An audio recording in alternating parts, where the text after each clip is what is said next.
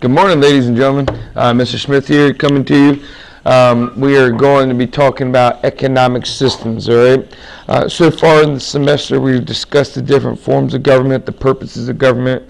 Now we're going to talk a little bit about the economy. And I know it sounds weird and maybe disconnected, but eventually what we want to be able to do is show how the economic systems are determined by the different types of governments. Okay, so what we're going to do here right now is just go through the basic forms of economies and then the types of economies that fall underneath them, and then in class I'd like us to try to look at how a democracy might have a mixed market or a market economy and things like that. Okay, so we want to just kind of look at the economy right now, or the economics, and then connect it back to the governments in class. Here we go.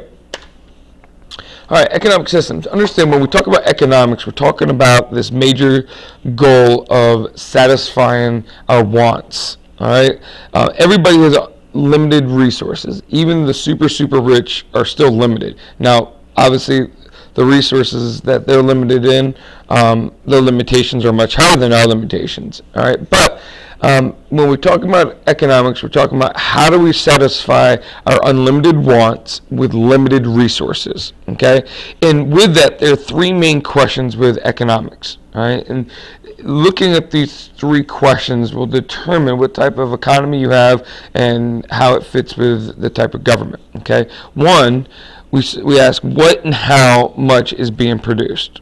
Okay, so first you have to determine what are you going to produce and how much of it are you going to produce. Okay, two, how goods and services should be produced. All right, so once you determine what you want to produce and how much, you then have to think about how you want to make it. Do you want to machines, manual, etc., etc., etc. All right, and then third question is who gets those goods and services that are going to be produced? Is it free to everybody, or is it open to everybody, or is it only particular people, etc., etc., etc. All right. For example, let's go back to Lamborghinis.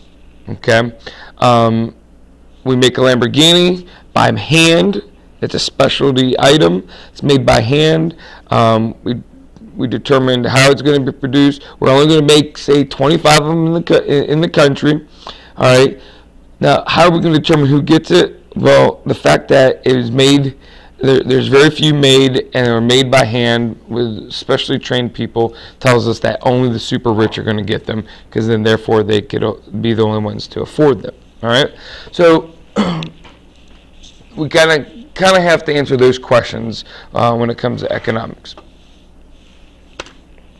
Now, a couple terms that you need to know. Scarcity. Understand, scarcity means not enough of a product or a resource to match the demand for it. Okay, this does not imply poverty, though. Everybody wants to think of scarcity as being poor or impoverished. It just means you don't necessarily have enough of something compared to the amount of people who want it. Okay. The other one is opportunity cost. Opportunity cost is a benefit, profit, or value of something that must be given up to acquire something else. All right. They include not only money spent, but also economic benefits. Okay. Lost opportunities, or lost benefits. So think about it this way. All right. You're super tired, but you have to do homework. All right. So if you give up your homework, not doing your homework, so you can go to bed early, you're now giving up something. That's the opportunity cost, is giving up your homework. And then reflection of that, you might fail a quiz, or you might fall behind in class or whatever. All right, that is an opportunity cost. Or you can give up going to bed early and you can do your homework and you're just going to be even more tired. Okay, that is an opportunity cost, being more tired versus going to sleep and getting enough sleep. Okay. Now, when we talk about the types of economic systems, there's four that we need to know. All right, traditional, command, market, and mixed.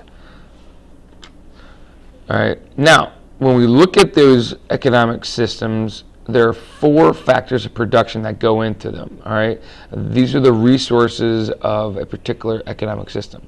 Land.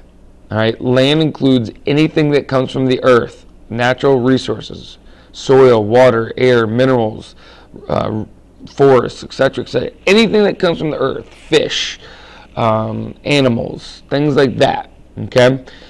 Capital. Capital means is the means of production. Those capital is the things that make the products or make the services, provide the services. That'd be money. Money goes into making stuff. Factories, machinery, things like that. Those items are capital items. Okay. Labor, all right, refers to the human resources, the people who produce them. Okay. And then entrepreneurs. All right, entrepreneurs are risk takers, those who are trying to make a dollar, those who have creative ideas to make some money and to produce goods. Okay, think of Donald Trump. All right, that's a great one, or Bill Gates. Those are entrepreneurs.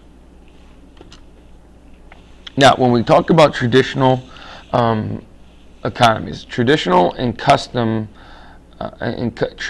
Tradition and customs dictate the rule of the economic activity.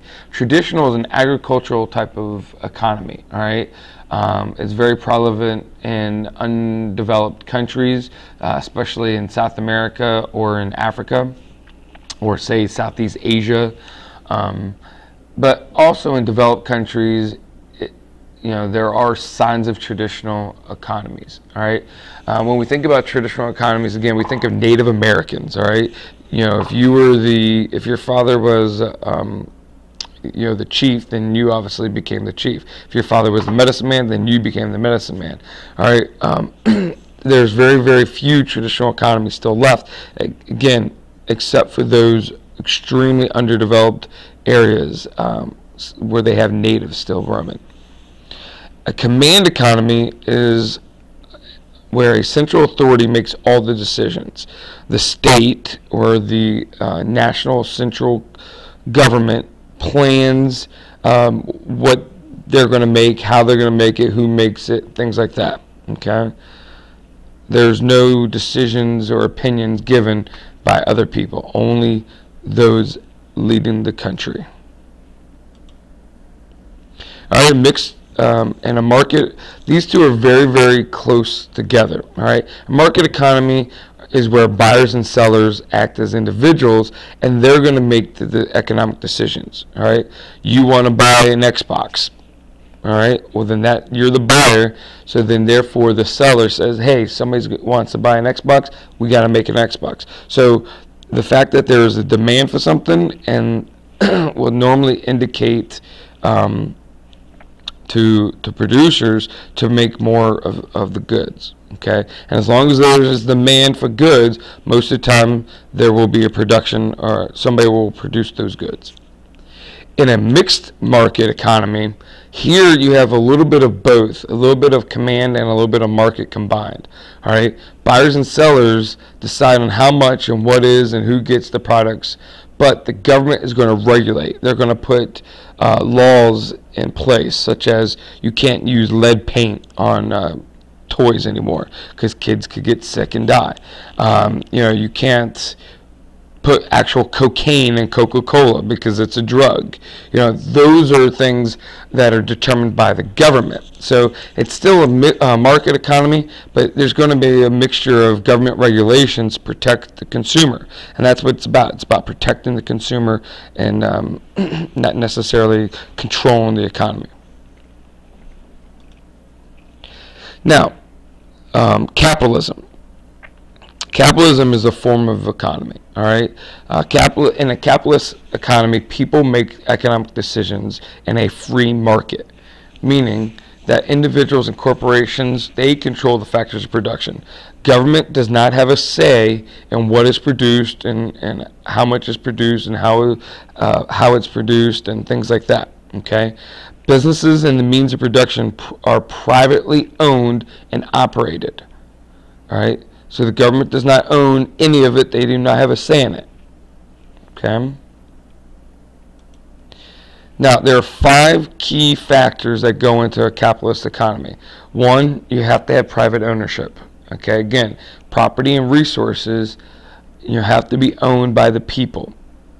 Okay, they have to be obtained, owned, controlled, employed, and disposed of by the people themselves. Okay. 2, there has to be competition. All right, the notion of individuals and firms striving for a greater share of a market to sell or buy goods and services. If there is no competition, then we get what's called a monopoly, and monopolies are not very good. Okay, that means that a monopoly is where one company owns the entire market of a product, and then therefore, because there's no competition, they can raise the prices and lower the quality of the goods. The more competition you have, the more of a demand for the producer to make a good quality product and to keep the prices fair and equitable for all to buy. All right. The third factor is free enterprise. Okay. Again, it's an economic system in which private businesses operate. No government involvement. Okay. Fourth, there has to be a freedom of choice. People have to be able to choose their goods and who they buy from and things like that.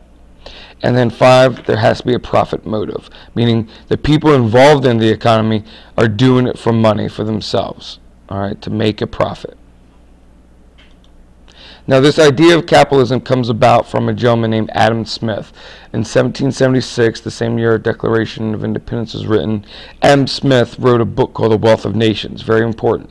All right, in it, he describes a couple of key points that lead to this capitalist economy. One, he comes up with an idea called laissez-faire. It's a French term that means hands off. All right, or I like to think of it as laissez-faire, meaning the government is not going to be involved in the economy. It's a free market, okay? And what he does is he describes the importance of competition and how with the lack of competition, again, the cost of goods is going to go up and the quality of them will go down, okay?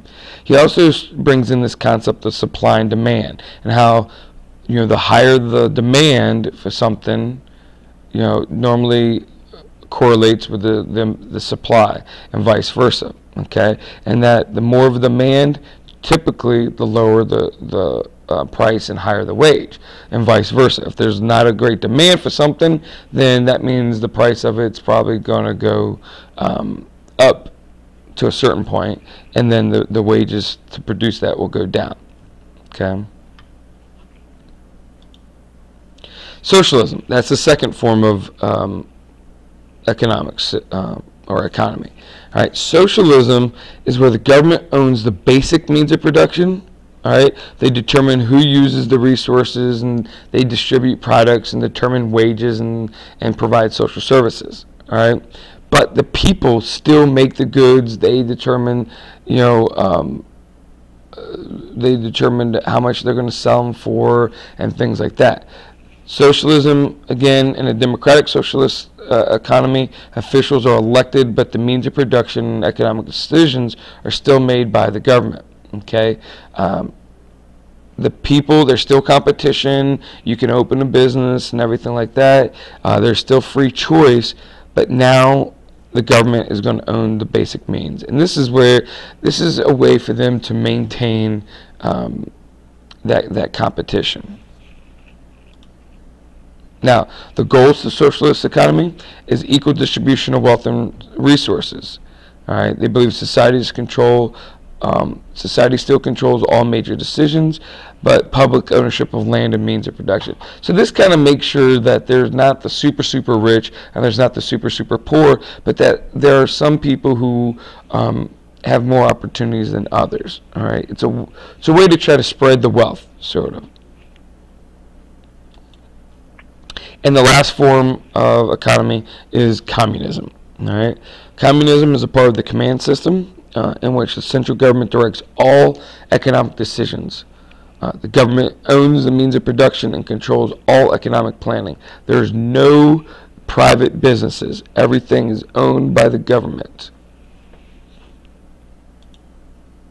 That's it, ladies and gentlemen. Have a good day.